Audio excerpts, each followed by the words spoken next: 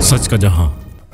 Pakistan peoples party के 57वें योम तासीस पर कराची रेलवे ग्राउंड में जलसा। चेयरमैन कुरंगी टाउन मोहम्मद नईम शेख की क़यादत में काफिले की शिरकत। कराची पाकिस्तान पीपल्स पार्टी के 57वें योम तासीस के मौका पर कराची रेलवे ग्राउंड में एक अजीमुशान जलसे का इनेकाद किया गया, जिसमें चेयरमैन कुरंगी टाउन मोहम्मद नईम शेख की क़यादत में एक मुनज़्ज़िम काफिले ने शिरकत की। काफिले की रवानगी के मौका पर कारकुनान ने पार्टी के झंडे लहराते हुए भरपूर जोशो खरोश का मुजाहरा किया।